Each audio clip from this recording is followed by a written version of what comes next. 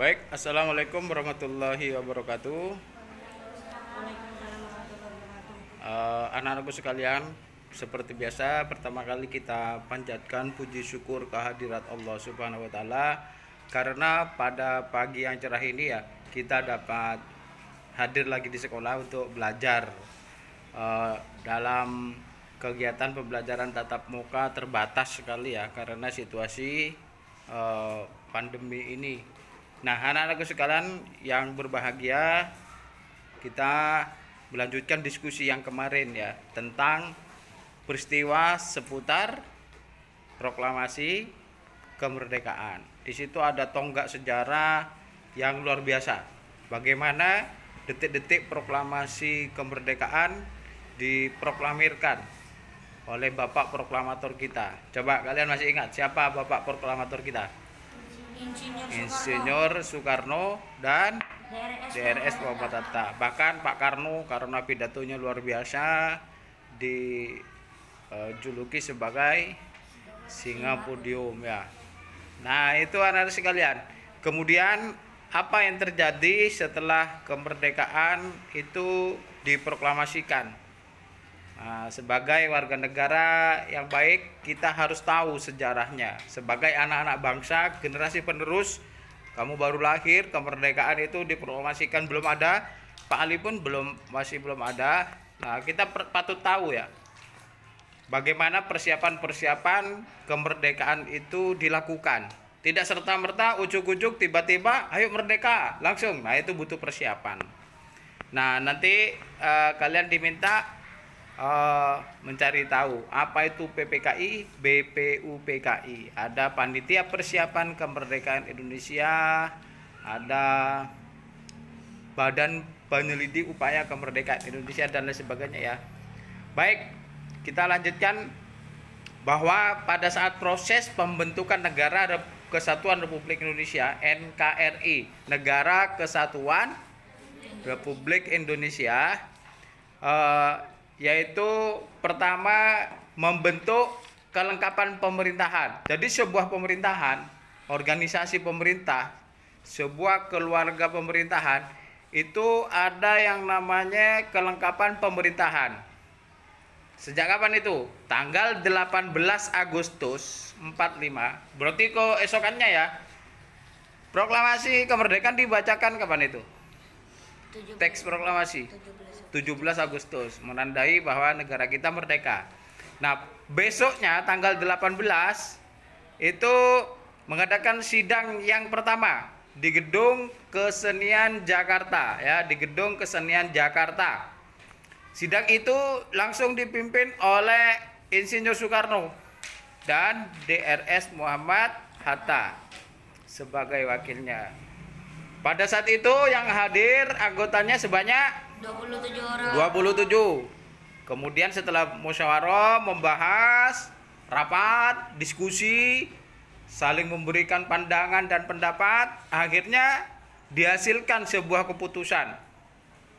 Yang pertama, mengesahkan Undang-Undang Dasar Negara, Undang-Undang Dasar 1945 sebagai Konstitusi Republik Indonesia.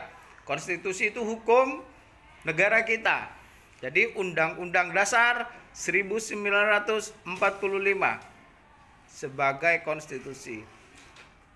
Yang kedua, memilih presiden dan wakil presiden. Insinyur Soekarno sebagai presiden Republik Indonesia dan DRS Muhammad Hatta sebagai wakil presiden Republik Indonesia.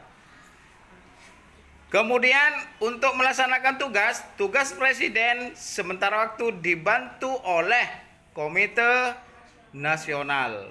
Nah, kemudian selanjutnya PPKI, Panitia Persiapan Kemerdekaan Indonesia, melanjutkan pekerjaannya untuk melengkapi hal-hal yang perlu ya, yang perlu bagi berdirinya negara, dalam juga melaksanakan sidang pada tanggal 19 Agustus. Besoknya lagi sidang terus ya. Pada sidang kedua, PPKI itu menghasilkan keputusan antara lain apa saja? Menetapkan 12 kementerian dan lembaga dan dalam pemerintahan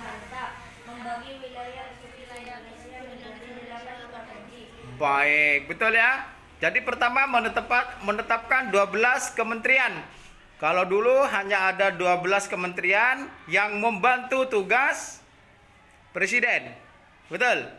Kemudian membagi wilayah negara kita itu menjadi 8 provinsi. Ini yang harus diingat. Jadi sekarang berapa provinsi? 34 ya? Dulu 8. Jadi provinsi yang pertama kali berdiri yaitu Provinsi Sumatera, Jawa Barat, Jawa Tengah, Jawa Timur, Sunda Kecil, Maluku, Sulawesi, dan Kalimantan. Itu awalnya. Kemudian yang kedua, pembentukan Komite Nasional Indonesia. Ini yang banyak kebalik. Orang bilang, anak-anak kadang bilang Komite Indonesia Nasional, salah. Yang benar, Komite Nasional Indonesia. PPKI mengadakan sidang beberapa hari kemudian, yaitu pada tanggal 22 Agustus tahun 1945. Oke ya. Memilih agenda pokok rencana pembentukan Komite Nasional Indonesia dan BKR, Badan Keamanan Rakyat. Nah, Komite Nasional dibentuk di seluruh Indonesia, pusatnya di Jakarta. Tujuannya apa? Sebagai penjelmaan tujuan dan cita-cita bangsa Indonesia untuk menyelenggarakan kemerdekaan Indonesia yang berdasarkan kedaulatan rakyat. Nah itu kerja PPKI, panitia persiapan kemerdekaan Indonesia sangat banyak sekali. Bahkan rapat-rapatnya itu sering sekali ya, tiap hari itu, tanggal 18, 19, 22, dan seterusnya. Nah, dalam rapat pleno itu rapat lengkap ya, lengkap seluruh anggota dan elemen yang diundang dalam rapat itu. PPKI diputuskan pembentukan BKR pada tanggal 22 Agustus 45. BKR ditetapkan sebagai bagian dari Badan Penolong Keluarga Korban Perang. Badan Penolong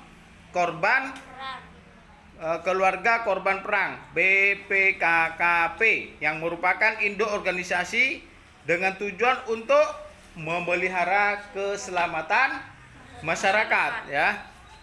Kemudian korban-korban perang itu juga dirawat. Ya, dirawat. Jadi yang terluka kah, yang cedera kah, dirawat. Kemudian perkembangan situasi negara makin membahayakan. Pimpinan negara menyadari bahwa sulit untuk mempertahankan negara dan kemerdekaan tanpa angkatan perang. Jadi sebuah negara tanpa tentara, tanpa angkatan perang itu tidak kuat. Nah, dalam kondisi seperti itu, pemerintah memanggil pensiunan Mayor KNIL Urip Sumoharjo dari Jogja ke Jakarta dan diberi tugas membentuk tentara kebangsaan. Dengan maklumat pemerintah pada tanggal 5 Oktober 1945 terbentuklah organisasi ketentaraan dengan nama Tentara Keamanan Rakyat. Hal itulah menjadi cikal bakal lahirnya TNI. Kalau dulu itu ABRI itu terdiri dari Angkatan Darat, TNI dan Polri ya. Kalau sekarang berdiri sendiri TNI, kemudian Polri. Nah, keempat, pembentukan lembaga pemerintahan di seluruh daerah Indonesia. Ini persiapannya luar biasa ya. Karena struktur pemerintahan yaitu ada pemerintah pusat, ada pemerintah daerah, ada badan keamanan, ada angkatan perang ya, kemudian ada kementerian, ada wilayah, itu syarat-syarat sebuah negara. Maka pembentukan lembaga pemerintahan di seluruh Indonesia itu diatur dalam Undang-Undang Dasar 1945. Oke ya. Pasal 18 sebelum diamandemen, sebelum diubah atau disempurnakan. Pasal tersebut berbunyi, pembagian daerah Indonesia atas daerah besar dan kecil dengan bentuk susunan pemerintahan ditetapkan dengan undang-undang dengan memandang dan mengingat dasar musyawarah dalam sistem pemerintahan negara dan hak-hak asal-usul dalam daerah-daerah yang bersifat istimewa. Nah, Berdasarkan bunyi pasal itu, berarti daerah Indonesia yang dibagi dalam beberapa provinsi itu, setiap daerah provinsi akan dibagi pula menjadi daerah yang lebih kecil. Ada provinsi, nanti ada daerah yang lebih kecil lagi, yaitu ada kabupaten dan kota, ya. Sesuai dengan keputusan PPKI tanggal 18 Agustus itu, bahwa tugas presiden dibantu oleh Komite Nasional. Ingat, tanggal 18 itu sidang PPKI ke berapa? Tanggal 18 sidang PPKI ke berapa? Ke-1 pertama, ya. Di antaranya yaitu bahwa Badan Komite Nasional membantu sementara tugas presiden. Komite Nasional Indonesia daerah yang ada di tiap-tiap provinsi merupakan lembaga yang akan berfungsi sebagai Dewan Perwakilan Rakyat Daerah sebelum diadakan pemilihan umum. Ini cikal bakalnya DPR, DPRD, ya, DPRD provinsi, akhirnya sampai ke DPRD kabupaten, ya. Nah, terbentuknya pemerintah daerah dibantu oleh Komite Nasional di daerah. Diharapkan roda pemerintahan dapat berjalan dengan baik di tingkat pusat maupun sampai ke daerah. Itu cikal bakal asal mula terbentuknya pemerintahan, persiapan-persiapan yang dilakukan sangat maraton. Terus rapat setiap hari, ya. Agar apa? Agar negara Indonesia segera terbentuk.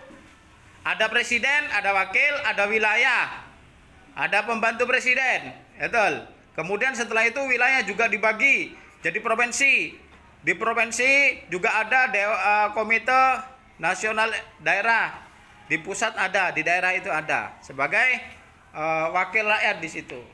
Nah, itulah cikal bakal mengapa begitu rumit membentuk negara, karena wilayah negara kita itu sangat besar, luas, ya. Baik anak-anak sekalian, saya kira itu, ya, tentang diskusi kita proses pembentukan Negara Kesatuan Republik Indonesia. Yang paling juga berperan adalah PPKI. Apa PPKI? Panitia Persiapan Kemerdekaan Indonesia. Nah, ini kalian ada menulisnya, cari tahulah jawabannya dari penjelasan Pak Ali. Apa tugas PPKI? Nah, itu, ya. Apa hasil sidang PPKI pertama? Kemudian apa tujuan pembentukan Komite Nasional Indonesia? Kapan BKR sebagai cikal bakal TNI dibentuk? Tanggal 5 Oktober 45. Tuliskan 8 provinsi. Aduh, gampang sekali, ya. Nah, itu. Kemudian ini di bawahnya ada tokoh Ahmad Subarjo yang lahir di Semarang, di Karawang, Jawa Barat pada tanggal 23 Maret 1897. Lebih tua lagi dari Bapak Insinyur Soekarno, ya. Beliau dikenal sebagai sosok yang rendah hati, bersahaja. Peran yang menonjol adalah ketika beliau ikut menjadi panitia 9 merumuskan Piagam Jakarta yang menjadi cikal bakal pembukaan Undang-Undang Dasar 1945. Pak Ahmad Subarjo dikenal juga sebagai tokoh perumus naskah Proklamasi Kemerdekaan Indonesia. Aduh, hebat, ya, luar biasa. Kemudian beliau diperintah oleh Insinyur Soekarno untuk mengutip kata-kata dari Piagam Jakarta, terutama bagian pembukaannya, yaitu atas berkat rahmat Allah, maka rakyat Indonesia menyatakannya kemerdekaan. Nah, itu. Jadi beliau sangat berperan juga dalam proses seputar peristiwa proklamasi kita, proklamasi kemerdekaan negara kita. Nah, ini coba diulas apa judul teksnya dari Ahmad Subarjo, kemudian bagian yang menarik apa, pendapatmu bagaimana, kemudian menjelaskan tentang peran perjuangannya, ya, sampai itu. Nah, sekian anak-anak, terlebih dahulu didiskusikan. Kalau ada pertanyaan silakan langsung ditanya. Ada pertanyaan nggak? Nggak ada. Jadi insya Allah cukup mudah karena teksnya sudah ada, juga sudah dijelaskan. Kalian tinggal mengerjakan sesuai dengan teks dan penjelasan yang didengarkan. Demikian dahulu sementara dari kita, nanti kita lanjutkan pada sesi berikutnya ya. Terima kasih sementara. Assalamualaikum warahmatullahi wabarakatuh.